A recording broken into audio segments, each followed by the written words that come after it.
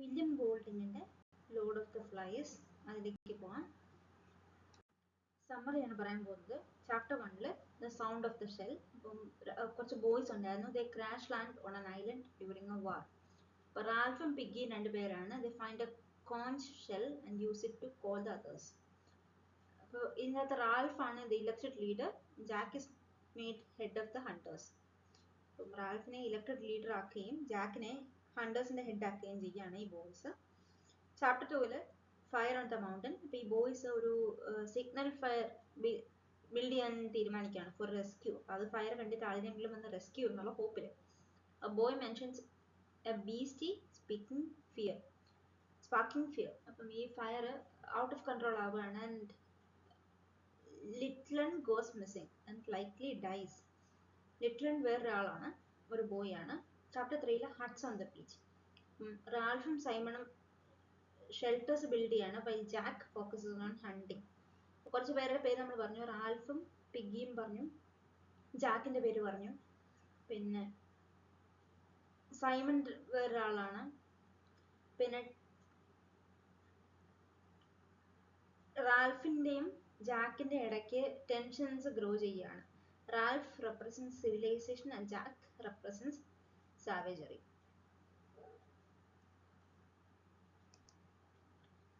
Chapter 4 painted faces and long hair. Jack അവന്റെ face paint ചെയ്യാണ്. Becomes more savage. The boys let the fire go out while hunting, missing a chance at rescue. അപ്പോൾ fire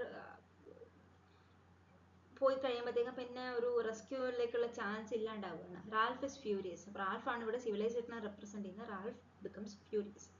പിഗ്ഗിയുടെ glasses are broken in A സ്ക്യാപ്പിൾ. Chapter 5 beast from the water. അപ്പം ബീസ്റ്റിനെ കുറിച്ചുള്ള ഒരു fear ഇവരിൽ grow ചെയ്യുകയാണ്. It grow strong. Ralph order assert ചെയ്യാൻ ശ്രമിക്കുകയാണ്. അപ്പോൾ the group is becoming unruly. അപ്പോൾ ബീസ്റ്റിന്റെ ഫിയറിൽ ഗ്രൂപ്പ് അൺട്രൂലി ആവുകയാണ്. Even the Ralph tries to control. Simon suggest the beast may be only us. Beast അങ്ങനെ ഒന്നും ഇല്ലായിരിക്കും സൈമൺ സജസ്റ്റ് ചെയ്യുകയാണ്. Chapter 6 beast from the air. അപ്പം ഒരു ഡെഡ് പാരച്യൂട്ടിസ്റ്റ് മൗണ്ടനിൽ ലാൻഡ് ചെയ്യാണ്. And he is mistaken for the beast. അപ്പം സാമും എറിക്കും ഉണ്ട്. The report seeing the beast. അപ്പം ഇയാൾ വന്ന് ഡെഡ് ആയിട്ടുള്ള പാരച്യൂട്ടിസ്റ്റ് വന്ന് വീഴുന്നത് കണ്ടപ്പോൾ ഇവർ വിചാരിച്ച് ബീസ്റ്റ് ആണ്. ജാക്കും റാൽഫും ഒരു സെർച്ച് നടത്തുകയാണ്. Chapter 7 shadows and tall trees. ഇപ്പോൾ റാൽഫ് ഒരു പിഗ് ഹണ്ട് ജോയിൻ ചെയ്യാണ്. And feels a thrill of violence. അപ്പോൾ ഹണ്ട് എന്ന് പറയുമ്പോൾ ഒബിയസ്ലി വയലൻസ് ആയിരിക്കുമല്ലോ. The boys climb the mountain and see the parachutist convinced instead it's a beast. Chapter 8 gift for the darkness. അപ്പം Jack ഒരു tribe form ചെയ്യാണ്, breaking away from Ralph. Jack savagery represent ചെയ്യുമ്പോൾ Ralph civilization ആണ് represent ചെയ്യുന്നത്. അപ്പോൾ അവരുടെ ഒരു drift form ആവുന്നുണ്ട്. The killer pig and place it's head on A stick, the lord of the flies. അപ്പോൾ ഇവിടെ ഒരു ട്രൈബ് ഫോം ചെയ്യുന്നുണ്ട്. അപ്പോൾ അതിന്റെ ലോർഡിന്റെ കയ്യിലെ സ്റ്റിക്കാണ് പിഗിന്റെ ഹെഡുമായിട്ട് ഒരു stick. Simon confronts the pig's head and hallucinates it speaking to him. Chapter 9 A View to a Death. Simon ബീസ്റ്റിനെ discover ചെയ്യാണ്. Beast is just the dead parachutist എന്ന് സൈമൺ ഡിസ്കവർ ചെയ്യാണ്. He rushes to tell the others but is brutally killed by the boys in a frenzied dance. അപ്പം Simon മരിച്ചു പോവാണ്. അപ്പം ഈ beast എന്നുള്ള ഒരു കൺസെപ്റ്റ് ഇപ്പോഴും അടങ്ങിയിട്ടില്ല. Chapter 10 the shell and the glasses. ഇപ്പോൾ റാൽഫിന്റെ ഗ്രൂപ്പ് ഷ്രിങ്ക് ചെയ്യാണ്. Piggy clings to conch as a simple of order.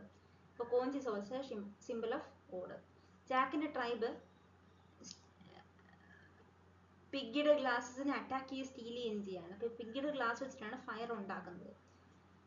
Chapter 11 Castle Rock. റാൽഫും പിഗ്ഗിയും ജാക്കിനെ കംഫർട്ട് ചെയ്യാണ്. Roger kills piggy by dropping a boulder on him. അപ്പം ഇവർ ഓരോരുത്തരുടെയും പേരായിട്ട് മെൻഷൻ ചെയ്യപ്പെടുന്നുണ്ട് ഇതിനിടയ്ക്കിടയ്ക്കായിട്ട്. അപ്പോൾ പിഗ്ഗിയെ റോജർ കൊല്ലുകയാണ്. The conch is shattered, symbol of order destroyed. അപ്പം പിഗ്ഗിയാണ് കോഞ്ചുമായിട്ട് ക്ലിങ് ചെയ്തിരുന്നത്. Conch as a simple of order. അപ്പം കോഞ്ച് ഷാറ്റർ ചെയ്യപ്പെട്ട് കഴിയുമ്പോൾ order is destroyed.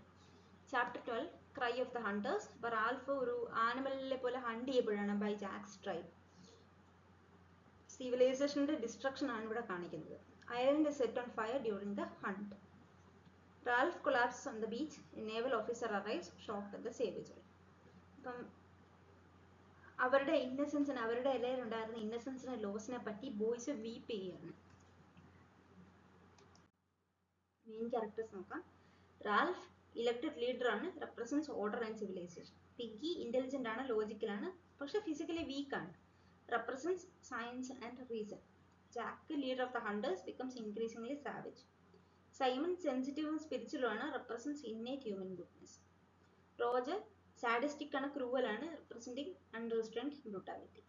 The lord of the flies ഒരു സ്റ്റിക്കിന്റെ പുറത്ത് പിഗിന്റെ ഹെഡ് വെച്ചിട്ട് symbolises the evil within humans.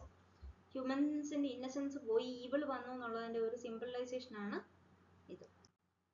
Themes നോക്കാം. Civilisation versus സാവേജറി. ഓർഡറിന്റെയും അല്ലെങ്കിൽ റാൽഫ് റെപ്രസെന്റ് ചെയ്യുന്ന ഓർഡറിന്റെയും കെയോസ് റെപ്രസെന്റ് ചെയ്യുന്ന ജാക്കിന്റെയും ഇടയ്ക്കുള്ള ആ ഒരു സ്ട്രഗിളിനെയാണ് സിവിലൈസേഷൻ വേഴ്സസ് സാവേജറി ആയിട്ട് നമുക്ക് കണക്കാക്കാവുന്നത്.